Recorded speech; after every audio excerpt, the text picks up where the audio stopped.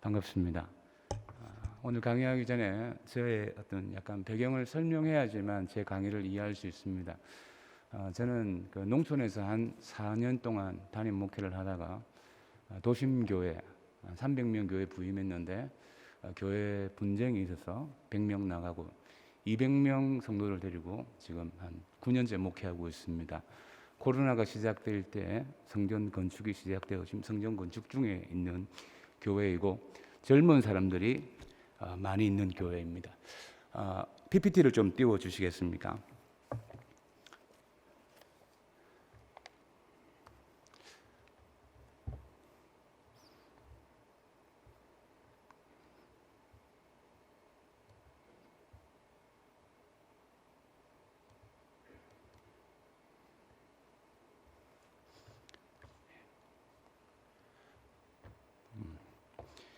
여러분, 교회 크기에 따라 목회 계획을 세우는데 제일 중요한 게 뭐냐면 목회 비전입니다.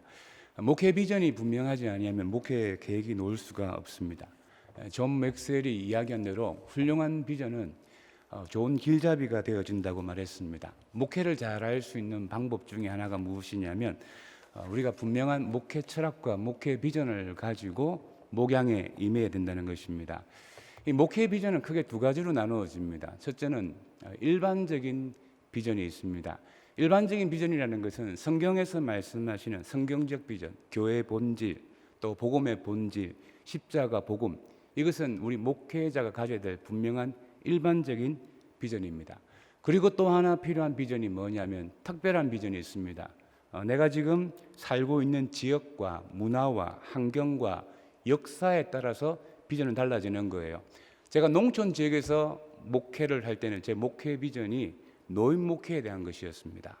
그리고 지금은 좀 젊은 사람들이 있는 곳에서 목회를 하기 때문에 미래 세대, 저는 다음 세대라는 단어를 쓰지 않고 미래 세대를 쓰는데 미래 세대에 대해서 목회 계획을 가지고 있습니다. 만약 청년들이 많은 이렇게 대학가에서 교회를 시작한다 그러면 청년 목회에 대한 비전이 있어야겠죠. 목회 비전에는 우리가 기본적으로 성경에서 말하는 일반적인 본질적인 비전과 또 내가 지금 목양 환경 가운데 생겨지는 특별한 비전을 가지고 있어야 된다는 것입니다. 묻고 싶습니다. 당신의 목회 비전과 교회 사명을 한 줄로 정리하여서 설명할 수 있는가? 자, 제가 말이 좀 빠르지만 여러분 한번 스스로 지금 피드백을 한번 해보십시오. 지금까지 목회를 해오시면서 내 목회 비전과 또 교회의 사명을 내가 한 줄로, 쉽게 말하면 일반적인 비전과 특별한 비전을 가지고 내가 한 줄로 설명할 수 있는가? 대부분의 목회자들이 이 부분에서 설명을 해왔죠. 그런데 코로나 시대를 맞이하면서 2021년도 목회 계획을 어떻게 세워야 될지 모르시는 분들이 참 많습니다.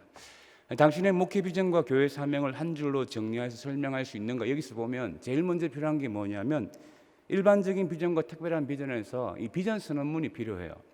내가 목회를 앞으로 어떤 방향으로 목양을 하겠다는 그 비전 선언문이 내 개인적인 선언문이 필요합니다. 제가 좀 성장하는 교회를 살펴보니까 이 교회는 주일 대예배에 대한 비전 선언문이 있고 다음 세대에 대한 비전 선언문이 있고 또 셀장들, 구역장들에 대한 비전 선언문이 있고 청년들 비전 선언문이 있고 비전 선언문이 굉장히 구체적인 교회를 제가 본 적이 있습니다. 이런 비전 선언문과 함께 목회 계획이 놓아지는 것입니다. 그리고 이 목회 계획을 뒷받침할 수 있는 목회 전략, 방법론적인 것들을 준비할 수가 있습니다. 그 다음 우리에게 필요한 게 뭐냐면 하나 또 점검해야 될 것이 목회 역량을 좀 검토해 볼 필요가 있다는 것입니다. 여러분, 역량이라는 단어를 다 아실 것입니다. 조직 안에서 리더십이죠. 그 리더십 피드백을 통해서 그 사람의 역량을 개발해서 그 조직을 더욱더 잘 되게 하는 것이 역량이라고 합니다. 역량 검토라고 하는데 여러분, 일반적인 조직에서는 다 역량 검토를 많이 합니다. 그런데 거의 다양합니다. 아마존이라는 기업에서는 역량을 주어질 때 그 사람의 위치와 책임과 그 선이 분명해요. 그 사람이 할 수 있는 직급에 따라서 할 수 있는 선이 분명한데 또 넷플릭스라는 기업에 보면 규칙이 없습니다. 자기가 하고 싶은 대로 하면 돼요. 근데 아마존이라는 기업과 이 넷플릭스가 같은 점이 하나 있어요. 공통적으로 성장하면 괜찮다는 것입니다. 우리가 목회 현장이 다 다릅니다. 농촌에서 목회하는 역량과 도시에서 목회하는 역량과 공동화 지역에서 목회하는 역량이 다르고 신도시에서 하는 목회 역량이 다 다른데, 그때 나의 목회 역량에 대해서 한번 점검해 볼 필요가 있습니다. 저도 이번에 저희 부교육자들과 함께 코로나 시대에 대해서 여러 가지 고민이 많아서 총신대 교수님 두 분, 또 그리고 현재 유튜브로 목회를 잘 하시는 목사님 모시고 교회에서 자체 역량 세미나를 가진 적이 있었습니다. 여러분, 목사님들이 제일 하지 않는 게 뭐냐면 자기 역량에 대해서, 자기 리더십에 대해서 피드백을 잘 하지 않아요. 익숙해졌거든요. 당신의 목회 비전을 이루기 위해서 당신의 역량을 어떻게 평가하고 있는가? 제가 여러분, 의논이 없으면 경영이 무너지고 지략이 많으면 경영이 성립하니라는 이 잠언 15장 22절 말씀에 보면 성경에 경영이라는 단어가 나옵니다. 그런데 제가 목사님들 만나서 대화를 해보면 경영, 교회 성장, 목회 전략 이런 단어를 쓰면 굉장히 알레르기 반응을 일으키시면서 이것은 세속적인 것이라고 생각하시는 분들이 많아요. 그런데 우리 소강석 총회장님도 요즘 영택트라는 새로운 단어를 사용하시고 있습니다. 교회 성장이라는 단어는 맥가블이라는 학자가 전도와 선교라는 단어를 조금 더 세련되게 표현하기 위해서 만든 게 교회 성장입니다. 그 이후에는 또 진척이 없어서 좀 아쉬운 점도 있지만, 우리가 이 교회에 대해서 항상 이 목회적 역량에 대한 생각하면서 피드백을 하면서 리더십을 가져야지만 목회 계획을 세울 수 있습니다. 목회 역량 검토에는 많은 부분들이 있습니다. 지금 여러분들이 그 강의안에 보면 나오는데 제가 하나하나 읽을 때마다 상중하로 한번 표시를 해보십시오. 동그라미, 세모, X 하면서 내가 지금 가지고 있는 역량평가, 너무 깊게 생각하지 말고 간단하게 한번 생각해 보십시오. 첫 번째, 가르침입니다. 설교를 정확한 본문 주제에 근거해서 청중의 변화와 결단에 대한 적용이 있는가, 여러분 한번 평가해 보십시오. 가르침에 있어서 전달하는 주제에 대한 이해가 있으며 청중과 소통이 원활한가, 상중하. 자, 팀과 공동체 안에서 동력자들과 협력을 위해서 노력하는가, 상중하. 공동체의 비전을 위해서 자신의 권리와 주장을 양보하는가, 주일 공예배우 공적 모임을 성실하게 참여하고 있는가, 맡겨진 사역과 역할을 자발적으로 성실하게 임하는가, 사역에 있어서 구체적인 영적, 질적, 양적 열매가 있는가, 사역 과정에서 발생한 여러 가지 장애 요소들을 극복하고 목표하는 완수가 있는가, 자, 교회 목회 철학과 리더십을 신뢰하며 충성하는가, 교회 비전과 조직을 이해하면서 맡겨진 사역을 교회 비전과 일치시키고 있는가, 자, 기쁨과 감사로 사역에 임하는가, 목자의 심령을 가지고 열정적으로 사역하는가, 청지기로 시간과 재정을 사용하고 있는가, 언행의 일체의 삶을 사는가, 그리고 자신의 의사결정에 대해서 책임감이 있는가, 사역 현장에 대한 이해를 기초로 사역적 비전과 대안을 제시하는가, 사역적 비전에 따른 장단기 로드맵을 가지고 있는가, 사역에 있어서 새로운 도전과 변화를 추구하는가, 독창적 상상력과 창의적 아이디어가 있는가, 자, 시대의 변화와 사역에 대한 객관적으로 분석하고 있는가, 현장의 문제에 대해서 구체적이고 실천 가능한 대안을 제시, 해결을 위해서 노력하고 있는가. 조금 빨리 했습니다만은 여러분 사역을 위해서 자기 개발을 하고 있는가. 자, 이렇게 물어봤을 때 여러분들이 상중하였을 때 내가 상이 몇 개 나오고 중이 몇 개 나오는지 한번 살펴보시기 바랍니다. 그리고 제가 지금 이렇게 불러줬던 것은 제가 만든 게 아니고 서울의 굉장히 큰 교회, 저희 교단 교회에서 교육자들과 늘 이 역량적인 평가를 하고 있다는 거예요. 여러분, 대형 교회는 목회자에 대해서 그 역량을 평가하고 있고 그 역량을 통해서 교회에서 어떤 그 성과를 만들어낼 것인가 피드백이 항상 주어지고 있다는 것입니다. 그 다음에 목회 역량 평가 부분인데 이것도 이제 분당에 있는 큰 교회가 하는 방법 중에 하나입니다. 사역적인 부분에서 설교 사역, 신방 사역, 은사 사역, 팀 사역, 사역의 역량에 대해서 평가합니다. 그리고 자기 관리, 지식 직무, 정확성과 및 신뢰성, 신속성, 자기개발, 기획 및 창의력, 태도, 영성, 성실, 봉사, 협동, 건강, 그리고 관계적인 면에서 수평적인 관계, 수직적인 관계, 그리고 평신도와의 관계, 가족 관계까지 해서 이런 역량 평가를 하고 있다는 것입니다. 여러분, 대부분 좀 규모 있고 대형적인 교회는 이 목회자에 대한 역량 평가, 리더십에 대해서 고민을 굉장히 많이 합니다. 이 리더십이 세워지지 아니하면 그 어떤 계획을 세운다 해도 여러분 그 목회를 이렇게 역량 있게 열매 있게 하는 것이 좀 어려운 면들이 많습니다. 세 번째 보면 교회 크기와 목회 현장에 대한 이해가 있는데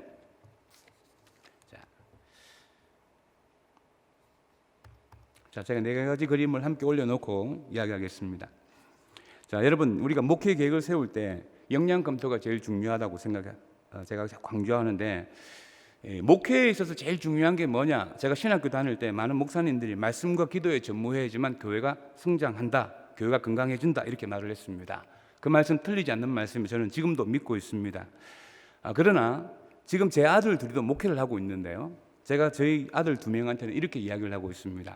교회가 건강하게 성장하려고 하면 리더십이 필요하다 이야기를 합니다. 말씀과 기도는 기본입니다. 제가 오늘도 이 여러 목사님들 강의를 듣지만, 여러분, 이 시대의 목회자들 가운데 본질적이지 않는 목사가 어디 있습니까? 다 본질적인 하나님의 부르심을 받아서 교회를 섬기고 희생하며 지금까지 왔습니다.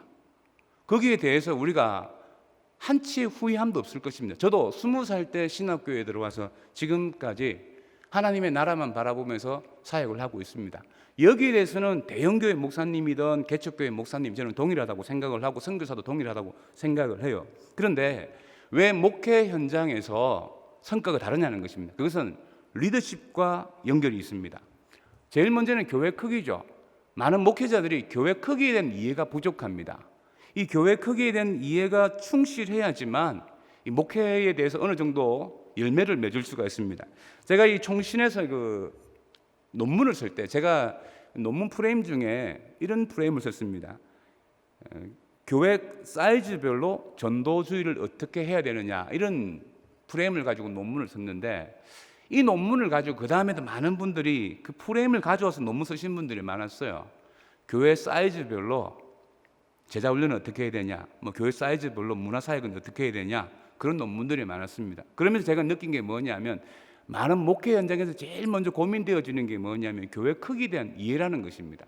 그리고 교회 크기에 대한 이해와 함께 이 시대가 뉴노멀 시대라고 말합니다. 앞에 많은 정의를 했기 때문에 제가 이 뉴노멀 시대에 대해서 하나만 이해하고 싶은 게 뭐냐면 속도전이라는 것입니다. 새로운 시대에서 제일 중요한 게 속도전인데, 교회 안에서도 이 뉴노멀 시대의 가장 어려움이 뭐냐면 의사결정을 빨리 내리지 못한다는 거예요. 이번에도 뭐 문고리 신방을 한다는 등 여러 가지 목회 프로그램이 있지만, 그걸 진행하려고 하면 재정적인 인적적인 것을 결정을 할 때 당회를 해야 된다든지 여러 가지 통과를 해야 됩니다.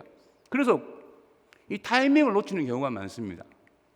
또 하나, 이 기존의 방법은 잘 안 되어진다는 거예요. 그리고 새로운 방법을 찾아야 되는데 새로운 방법도 잘 먹히지 않습니다. 저도 팬데믹 이후에 1차 대유행 이후에 저희 교회가 해볼 거 다 해봤습니다. 신속하게 다 해봤어요. 아까 전에도 그 중앙교회 목사님들 말씀하시는데 VR도 말씀인데, 우리 중고등부 애들은 VR 씌워서 예배 드려보자. 근데 VR이 단점이 있습니다. 설명하지는 않겠습니다. 그리고 부활절 때 드라이브스루로 방송국 주파수를 허락받아가지고 이 드라이브스루 예배를, 부활절 예배를 드려봤어요. 차량 다 타고 와서 예배를 드렸는데 문제점이 뭐냐면 차 안에 있는 영유아들이 그 40분, 50분 차 안에 있는 게 너무 힘들어요. 이 드라이브 예배 드리는 것도 쉽지 않더라는 겁니다. 그리고 이 막 방송을 하게 되니까 주변에서 민원이 들어와가지고 3부 예배 드릴 때는 굉장히 어려웠습니다. 그런 어려움도 제가 경험해 보았고, 또 아직 신학적으로 점검되어 보지는 않았지만 또 온라인 성찬 같은 것도 해보았습니다. 그런데 새로운 시대를 할 때 굉장히 실수하는 부분도 많아요. 그렇다고 해서 실수하지 않는 방법만 찾아 하기에도 이 시대가 너무 어렵다는 것입니다. 그렇기 때문에 이 뉴노멀 시대에 신속하게 무언가 결정할 수 있는 교회 크기에 맞는 목회 역량의 리더십이 내가 어디쯤인지 점검해보고 목회 계획을 세워야지만 교회가 평안하고 든든히 세워질 수 있다는 것입니다. 교회를 여러 가지로 나눌 수 있습니다. 뭐 소형교회, 중형교회, 대형교회로 나눈다면 저는 오늘 간단하게 나눴습니다. 한국 교회의 200명 미만의 교회가 80%가 소형교회이고 200명에서 400명까지는 중형교회라고 저는 구분을 했고 400명 이상, 401명부터는 저는 대형교회로 이렇게 구분을 했습니다. 자, 그런데 여러분, 대형교회 적합한 목회 계획과 목회 전략으로 소형교회를 목회하는 게 가능합니까? 이 새 에덴 교회에서 하고 있는 좋은 목양 프로그램이 개척교회 또는 중형교회 목회에 정확하게 접목할 수 있냐는 것입니다. 거기에 대해서 우리 목사님들이 하기 어렵다는 건 다 아실 겁니다. 그렇기 때문에 우리가 목회 계획을 세울 때 적어도 10가지 질문을 한번 던져 보아야 됩니다. 자, 우리 교회 특징이 무엇인가? 우리 교회는 조직이 어떻게 이루어져 있는가? 우리 교회는 어떤 방향으로 나가는가? 담임 목사의 역할은 무엇인가? 의사결정은 우리 교회는 어떻게 내려주는가? 사역자가 가지고 있는 영향력, 그리고 교회 변화는 언제 일어나는가? 그리고 교회 성장은 어떻게 되어지는가? 교회 성장의 걸림돌은 장애물은 무엇인가? 그리고 교회 성장을 위한 전략이 무엇인가에 대한 이 10가지 질문에 대해서 내가 스스로 묻고 스스로 답변할 수 있어야 돼요. 우리 교회 사이즈에 맞게. 대형 교회나 중형 교회 그런 사이즈로 가면 안 됩니다. 내가 소형 교회인데 대형 교회 생각이나 중형 교회 생각으로 이걸 답변하면 안 됩니다. 지금 우리 교회 형편에서 이 10가지를 답변할 수 있어야 됩니다. 자, 여러분, 강의 안에 있습니다만 교회 규모를 이해하고 했습니다.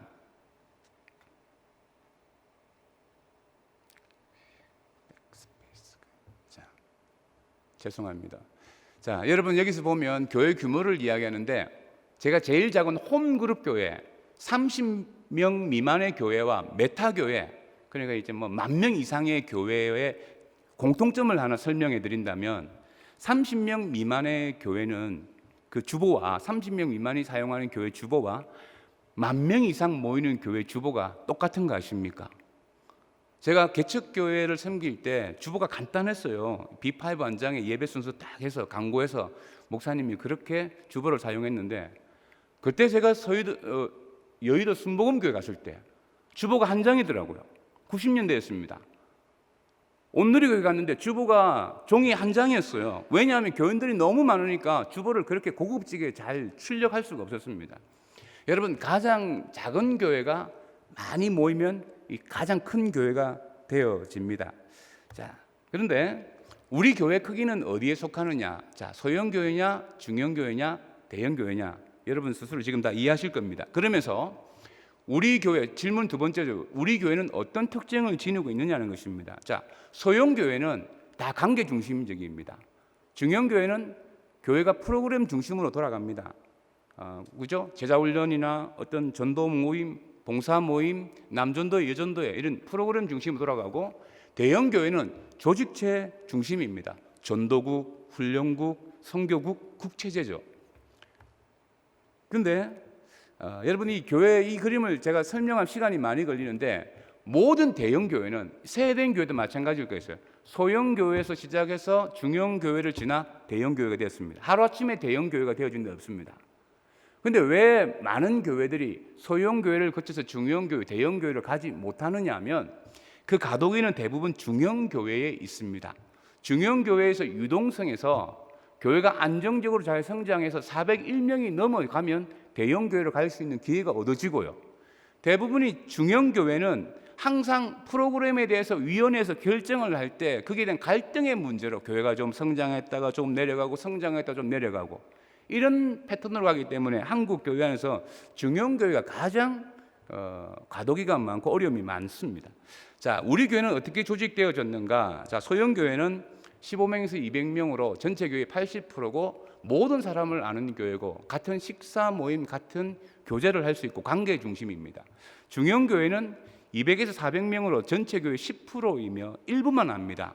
그리고 프로그램 단위로 교인들과 식사할 수 있죠. 제자 훈련하는 사람들끼리, 구역원들 모임끼리 이런 식으로 교제가 이루어지고 교회 전체적으로 프로그램 중심으로 교회가 돌아갑니다. 대형 교회는 전체 교회의 10%이고 대부분의 교인들이 잘 모릅니다. 그리고 대형 모임 중심으로 식사 교제가 이루어지고 조직체 중심으로 교회가 운영되어집니다. 그런데 교회 방향은 이제 누가 정하느냐예요. 소형 교회는 핵심 가정이 있어요. 그것이 개척 멤버이든지 교회에서 헌금을 많이 하시는 분이든지 봉사를 많이 하시는 분이 이런 분들에 의해서 교회의 모든 방향성이 결정되어집니다. 중형 교회는 위원회죠. 우리 당회 같은 위원회를 통해서 결정되어지는데 제가 이번에 교통사고가 나왔고 차가 폐차가 됐는데 저희 집사람 보고 내가 이번에 죽지 않아서 다행이다 이런 말 했더니 저희 집사람이 하는 말이 목사는 죽으려고 하면 당의 허락을 받아야 된다 그러더라고요. 그러니까 중형 교회에서는 다 당에서 대부분 모든 걸 결정합니다. 그리고 대형 교회에서는 선출된 리더십에 의해서 모든 의사 결정이 되어집니다. 대형 교회일수록 의사 결정이 굉장히 간단합니다. 그런데 어떤 크기의 교회든지 성장하려고 하면 리더십이 있어야 돼요. 리더가 이끌어야 돼요. 그래서 소형교회에서 목회하시는 분들은 핵심 가정과 함께 의논되어진 목회 계획이 되어져야 됩니다. 그리고 중형 교회는 당회원들과 의논되어져야 되고, 대형 교회는 전문가 집단일 수 있는 선출된 리더십에 의해서 목회 계획을 세우는 것이 바람직하죠. 그러면 담임 목사의 역할이 무엇인가? 여러분, 소형 교회 목사님들의 공통점이 뭔지 아십니까? 다 사랑이 많아요. 여러분 한번 생각해 보십시오. 어느 집사님이 우리 교회 목사님 사랑이 참 많아요. 우리 교회 목사님은 뭐 생일도 다 챙겨주시고 모든 걸 꼬박꼬박 정말 사랑이 많아. 이런 목사님의 공통점은 다 100명 미만의 교회 목사님들입니다. 그리고 중형 교회 목사님은 약간 행정가 스타일이죠. 당회를 통한 통과가 있어야 되고, 대형 교회는 정말 리더라고 말할 수 있습니다. 그런데 담임 목사의 역할이 무엇인가 했을 때, 자, 여러분, 교회 크기에 따라 목사의 역할이 좀 달라집니다. 30명 미만의 교회 목사님의 역할은 약간 노동자죠. 안 하는 게 없습니다. 청소도 해요. 다 해야 돼요. 그런데 30명에서 54명 정도 출석하는 교회 목사님은 유능한 노동자입니다. 좀 더 일을 잘하시는 분이에요. 그리고 55명부터 74명쯤 되면 이 목사님의 역할이 반장 같아요. 근데 반장 밑에는 조수도 한 명 붙죠. 파트 전사님도 한 분 계시고, 그 다음에 75명부터 한 200명 미만의 교회가 되면 이제 목사님의 역할이 관리자 같이 되어집니다. 이 부교육자도 한두 명 있어지고, 그 다음에 200명부터 249명까지는 감독자, 그 다음에 중간 경영이 최고 경영진, 사장, 회장, 이렇게 목사의 역할이 있다는 것입니다. 제가 왜 이것을 설명하냐면, 교회의 크기에 따라서 목사의 역할이 달라지는 것입니다. 여러분, 큰 교회 부목사님 하다가 중소도시 교회, 중형교회 담임 목사로 갔다가 목회가 어려움을 많이 겪으신 목사님들 공통점이 뭐냐면, 대형교회 목사님 스타일로 중형교회 목회를 하기 때문에 문제가 생기는 거예요. 이건 목회 계획을 세울 때 굉장히 중요한 원리 중에 하나입니다. 그리고 목사의 역할은 무엇인가? 이 목회 리더십인데 뭐 5가지,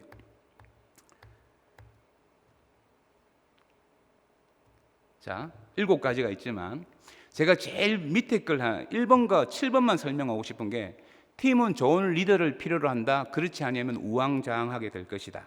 자, 키프리안 뉴스라는 교부가 그런 말을 했습니다. 예수 그리스도가 이 교회의 주인이라는 것입니다. 그러나 이 교회가 성경적인 교회가 될 것이냐, 비성경적인 교회가 될 것이냐, 그 결정은 그 교회 감독이 한다 그랬어요. 목사의 역할이 그만큼 중요한 것입니다. 그런데 목회자가 리더십이 부족하거나 또 역량이 부족하면 엉뚱한 방향으로 교회가 흘러갈 수 있어요. 그리고 7번에 보면 리더는 비판받기 마련이다. 여러분, 고래는 숨쉬기 위해서 바다 위에 한번 올라와야 돼요. 그런데 바다 위로 올라오면 포경선에 착사를 맞을 수 있습니다. 목회자가 앞에서 교회를 이끌어갈 때 항상 비판받을 수 있어요. 그 부분에 대해서 항상 유념하시고 목회 계획을 세워야 돼. 많은 목사님들이 착한 어린이 증후군이 있어서 교회에서 절대 욕 안 들으려고 합니다. 여러분, 본질적인 사명을 잘 감당하려고 하면 비판받을 수 있고 또 오해받을 수도 있습니다. 그때 목회 리더십이 분명해야지만 목회 계획을 세울 수 있는데, 오늘도 사실 우리가 이제 목회 전략 계획 세미나를 하는데, 여러분들이 지금 유튜브로 듣고 있지만 여기서 아이디어를 얻었다고 하지만 내년도 2021년 목회에 적용하기 굉장히 어려우신 목사님들이 많을 거예요. 왠지 아십니까? 무언 가려고 하면 당의 결의도 해야 되고 예산 확보도 해야 되고 사람도 세워야 되는데, 지금 12월 달에 성령께서 은혜를 주셔서 모든 아이들 알아도 말입니다, 2021년도에 적용하기는 어려워요. 왜냐하면 그 목회 리더십의 역량 때문에 그렇습니다. 그 대부분 목회 계획을 언제 세워야 되냐면 9월 달쯤에 세워야 돼요. 9월 달쯤에 여러분 목회 계획을 세워가지고 2021년도 어떻게 할 것인가, 행정당에는 이렇게 하고 예결사는 이렇게 세우고 인적 자원 이렇게 준비하겠다는 계획이 9월 달부터 있어야지 연말 당회를 통해서 2021년도 계획이 세워지는 것입니다. 우리 총회 시스템 제가 잘 알고 있습니다. 7월 말까지 재정을 다 지출하고 8월 달에 감사를 받고 9월에 총회를 해야 되는데, 사실 이 목회 계획 세미나 같은 경우는 성결 교단은 9월 달에 합니다. 9월 달에 목회 계획 세미나를 해서 그 다음 연도에 목회할 수 있는 여러 가지 아이디어나 여러 가지 자료들을 제공하고 있는데, 여러분 지금도 오늘 목회 계획에 대해서 우리가 많은 것을 도전받고 있지만, 내년도에 이걸 적용할 수 있는 대부분의 목사님들은 뭐냐면 리더십이 좀 되어지는 목사님들이 아마 이게 가능할 것입니다. 그러면서 의사결정이 어떻게 이루어지는가를 한번 살펴볼 필요가 있어요. 자, 소형교회는 역사를 중심합니다. 그리고 회중이라고 말했는데, 소형교회는 개척 멤버들이 항상 우리가 이 교회를 어떻게 시작했는데 이게 있어요.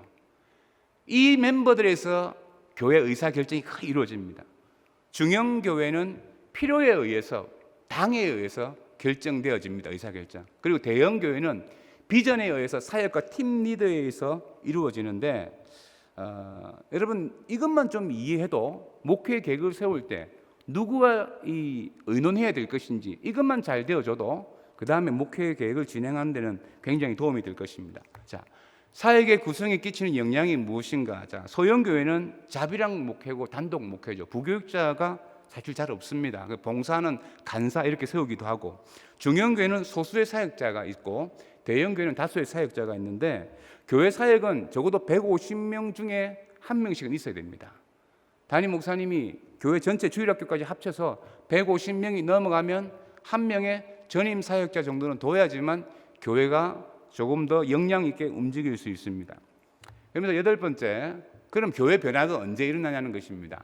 소형교회는 핵심 인물, 계층 멤버, 교회에서 가장 봉사를 많이 하시는 분, 헌신을 많이 하시는 분들을 중심으로 변화가 일어나는데, 자, 아래서부터 위로 된다는 게 뭐냐면, 당에서 결정을 해도 말입니다.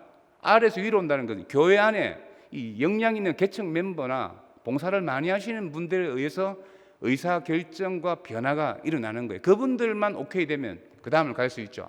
그 다음에 중형교회는 핵심 위원을 통해서 중심에서 밖으로라는 거, 당에서 결정되어지면 다 밖으로 움직일 수 있습니다. 그래서 대형교회도 똑같은 말인데 위에서 아래로 옵니다. 뭐 세대형 교회 정도면 목사님 한 번 말씀하시면 바로 밑으로 의사결정이 다 이루어질 거예요. 이게 대형교회가 가지고 있는 모습 중에 하나입니다. 이게 변화는 항상 아래에서 위로 오고 중심에서 밖으로 나가고 위에서 아래로 내려오는 게 교회의 모습입니다. 그러면서 이제 여러분, 교회는 어떻게 성장하느냐는 거예요. 자, 저도 오늘 강의를 들으면서 도전받은 게 많은데, 교회는 이 파레토의 법칙이 정확하게 적용되어집니다. 코로나 팬데믹이 뭐 계속 되어졌지만 어려움이 있지만 대부분의 교회가 재정이 많이 줄지는 않았을 겁니다. 왜냐하면 20%의 11조를 잘 하시는 분들에 의해서 교회 재정이 어느 정도 다 감당이 되어졌어요. 작은 교회들 말고는. 교회 안에도 마찬가지예요. 20%의 사람들이 교회 전체 80%의 역량을 가지고 있습니다. 그러면 목회 계획을 세울 때는 상위 20%의 교회 사람들에 대해서 어떤 계획을 가질 것인가에 대해 고민을 좀 해보셔야 됩니다. 교회에 충성된 사람을 너무 많이 돌려가지고 번아웃 만들어서 그들을 교회에서 떠나게 하시는 목사님들도 있습니다.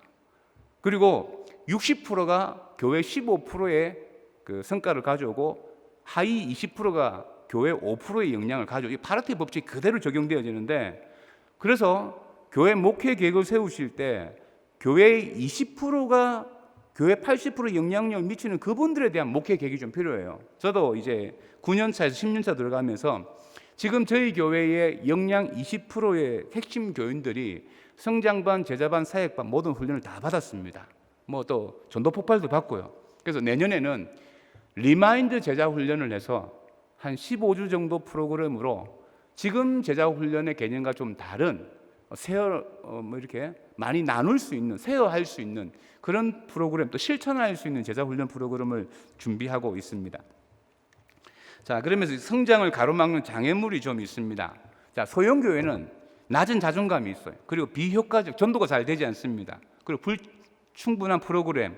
하강의 힘이 뭐냐면 교회 안에 조금만 문제가 생겨도 소형교회는 문을 닫을 수도 있습니다. 그리고 내부 지향적입니다. 이게 뭐냐면 70명 이상, 100명 이상 안 모이고 싶은 거예요. 우리끼리 좋은 거예요. 사랑 많은 목사님과 함께 계속 있고 싶은 거예요. 그래서 다른 사람 새 가족이 들어와서 정착하지 못하게 하는 그런 약점이 있습니다.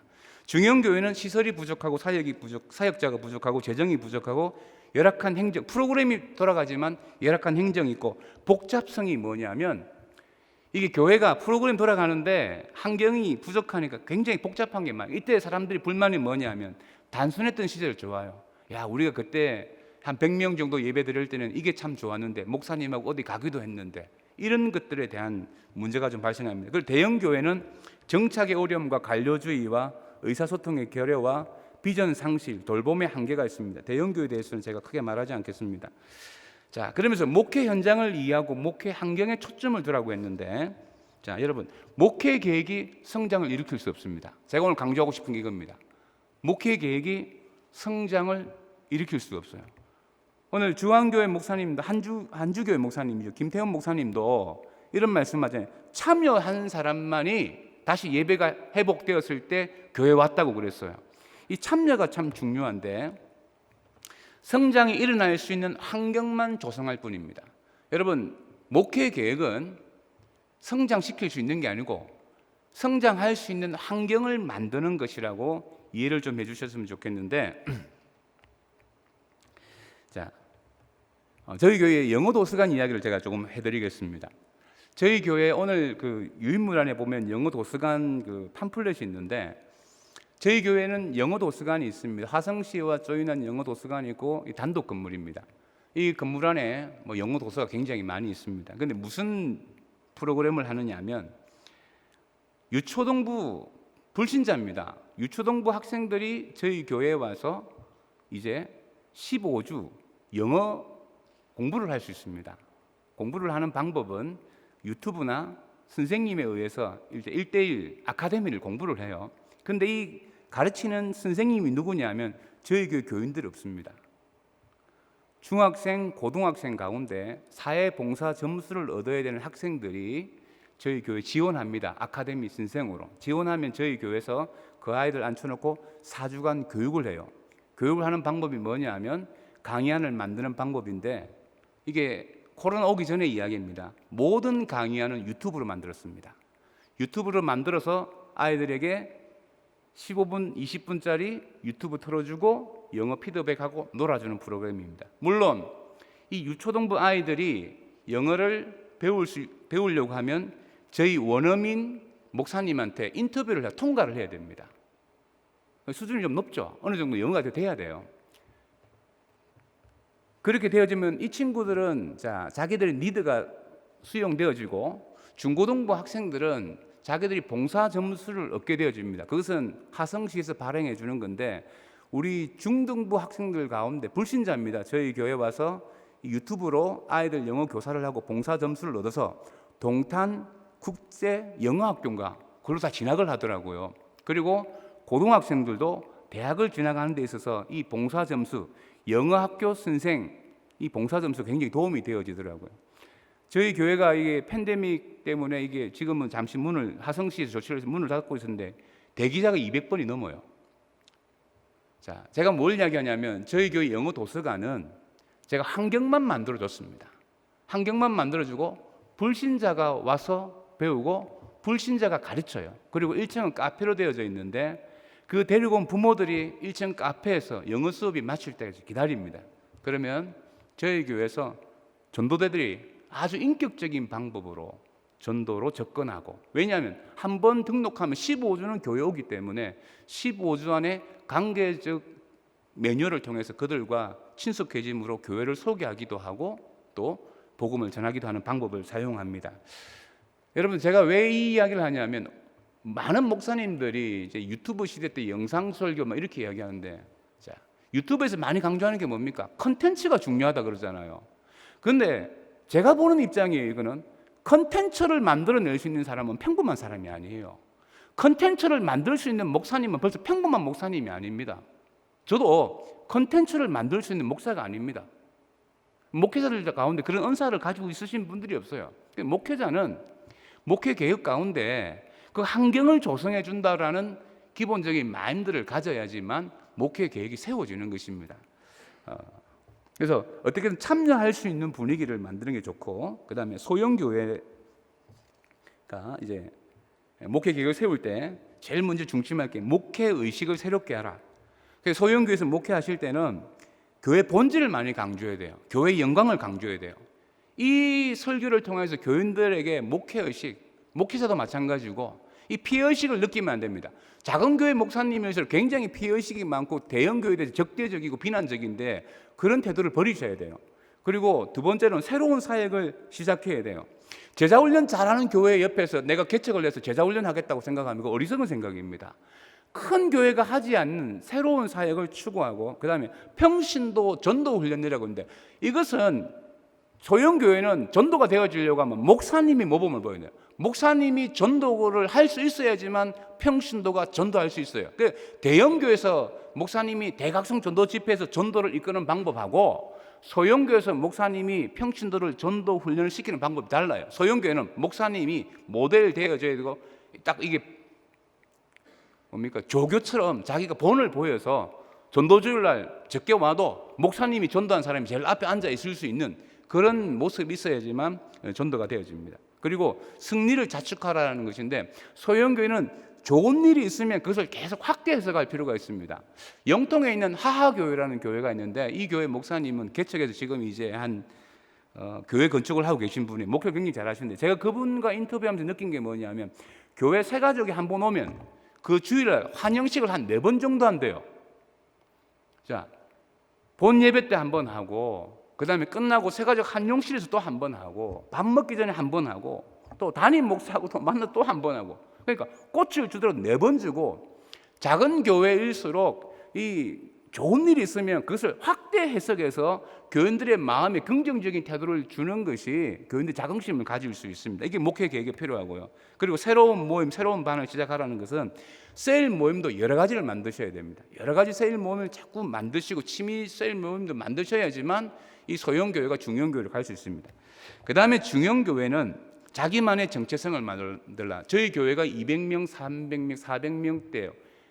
500명을 넘어갈 때까지 저희 교회 가지고 있는 가장 큰 우리만의 정체성이 뭐냐면 미래세대였습니다. 영어 도서관. 그리고 5월 달에 어린이 전도주의를 축제같이 했습니다.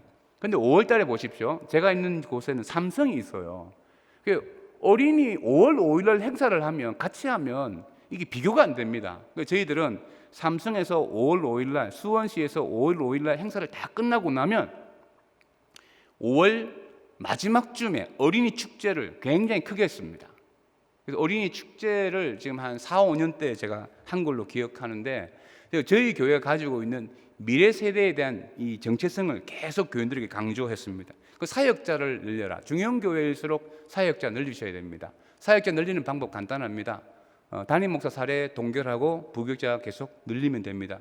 저 9년 동안 사례 동결하면서 한 게 하나밖에 없습니다. 우리 부교육자들 11명까지 늘렸습니다. 저희 교회는 사실 출석 숫자에 비하면 부교육자가 많아요. 그런데 여러분 교회가 조금 더 중형교회에서 벗어나서 사역을 잘 하려고 하면 전문 사역자가 필요한 거예요. 그리고 시설을 반복적으로 사용하라. 제가 강의 안에 마스터 키를 이야기했는데 여러분 중형교회가 가지고 있는 문제가 자기 부서가 있는 거예요. 다 자기 부서 키로 막 잠궈 놓는데 이런 것을 미연에 방지하려고 하면 목사님이 그냥 키박스를 마스터 키 하나로 딱 해가지고 사찰 집사님 하나 가지고 교육자실 하나 있고 담임 목사 하나 있으면 돼요. 그러면 모든 공간을 함께 사용할 수 있어요. 예배 횟수를 좀 늘릴 필요가 있습니다. 저는 300명 때부터 1부는 직장인 예배, 2부는 주일학교 또는 성가대 헌신자 예배, 그리고 3부는 전통 예배를 드렸고 4부는 청년 예배를 드렸고 그리고 작년부터 적용한 게 뭐냐면 5부는 영상 예배를 드렸습니다.